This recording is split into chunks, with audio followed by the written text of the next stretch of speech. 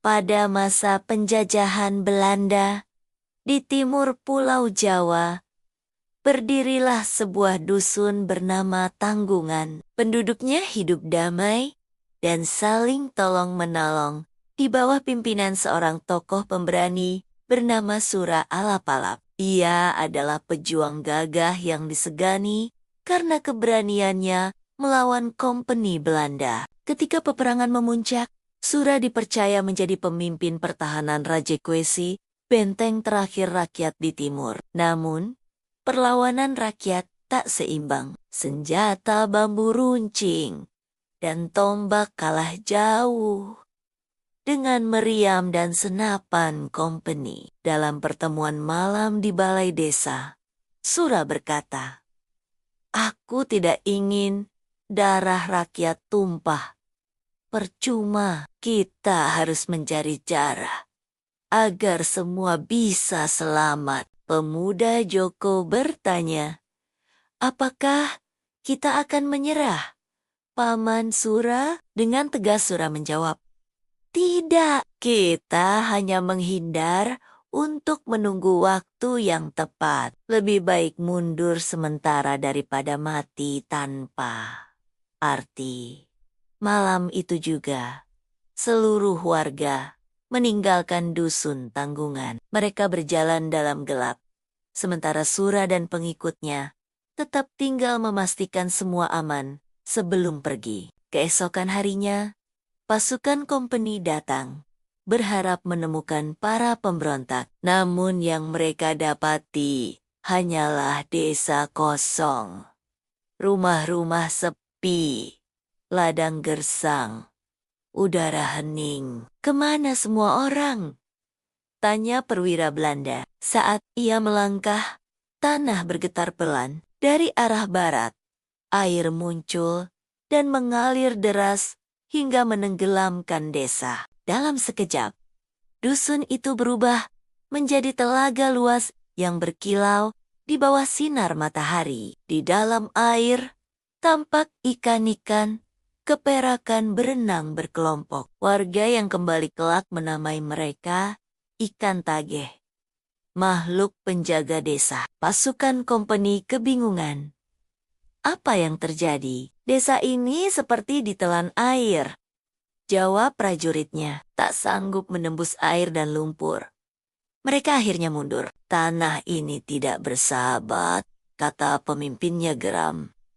Beberapa hari kemudian, Sura dan pengikutnya kembali. Namun yang mereka temukan hanyalah telaga luas dengan air jernih. "Inilah tempat rumah kita dulu," bisik salah satu pengikutnya. Sura menatap lama ke arah air. "Tuhan dan Nalam telah melindungi kita," katanya lirih. Mereka berdoa di tepi telaga hingga malam. Bulan memantul di permukaan air, dan ikan tageh berenang seolah berjaga. Minggu berganti, air telaga perlahan surut, dan tanah muncul kembali.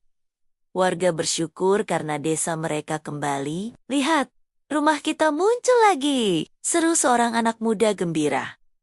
Sura mengumpulkan warga di balai desa. "Ingatlah keajaiban ini. Telaga dan ikan tageh telah menyelamatkan kita. Mereka bukan sekadar makhluk air, tapi penjaga desa ini."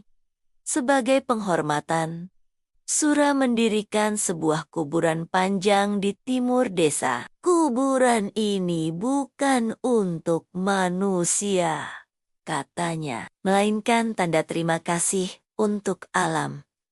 Suatu pagi, Sura kembali memanggil warga. "Mulai hari ini," katanya tegas, "tidak seorang pun boleh memakan ikan tageh."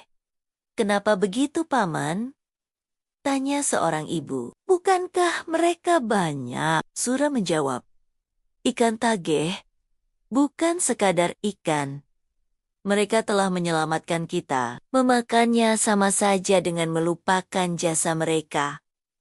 Warga mengangguk penuh hormat. Sejak hari itu, larangan itu menjadi hukum tak tertulis. Siapapun yang menangkap ikan tageh harus melepaskannya kembali sambil berdoa. Kembalilah ke tempatmu, wahai penjaga dusun kami. Tradisi itu berlangsung turun-temurun, namun waktu berjalan, sebagian anak muda mulai ragu. "Ah, itu cuma dongeng," kata pemuda bernama Ranu. "Tak mungkin ikan bisa menyelamatkan manusia." Temannya mengingatkan, "Hati-hati, Ranu. Pesan leluhur tidak boleh disepelekan." Tapi Ranu tertawa. "Kalau aku makan 1 ekor ikan tageh, apa yang akan terjadi?" Ia pun menangkap seekor ikan tageh besar dan memanggangnya diam-diam. Namun baru saja api menyala, angin berhembus kencang dari arah timur, membuat api membesar. Rumahnya terbakar. "Tolong, tolong!" teriak Ranu, panik. Setelah api padam, ia menangis. "Ampunilah aku, Paman Sura. Aku telah melanggar pesanmu." Sejak hari itu, ia bersumpah tak akan menyentuh ikan tageh lagi. Kepala desa berkata, "Lihatlah akibatnya." Larangan itu bukan mitos, tapi pesan suci untuk menjaga keseimbangan alam. Sejak saat itu, tak ada lagi yang berani melanggar pesan Sura Alap-Alap. Desa menjadi damai. Sungai dijaga, ikan tageh dibiarkan hidup bebas. Setiap tahun, warga mengadakan upacara selamatan telaga tageh, menabur bunga, dan berdoa sebagai tanda terima kasih. Anak-anak tumbuh dengan kisah ini. "Ingatlah," kata seorang kakek kepada cucunya, "keberanian tanpa kebijaksanaan hanya membawa bencana, dan alam yang kita hormati akan selalu menjaga kita." Saat senja tiba, cahaya keemasan menyentuh permukaan sungai. Ikan-ikan tageh melompat seolah menari di bawah sinar matahari. Warga percaya itu adalah cara Sura Alapalep menyapa mereka dari alam baka. Begitulah asal mula larangan orang desa Tanggungan memakan ikan tageh. Kisah tentang keberanian, kesetiaan, dan penghormatan terhadap alam. Sufgrive. Dongeng Hikmah Nusantara. Jangan serakah dan jangan lupa budi kepada alam. Siapa yang menghormati alam akan dijaga olehnya. Siapa yang mengkhianati akan menerima balasannya.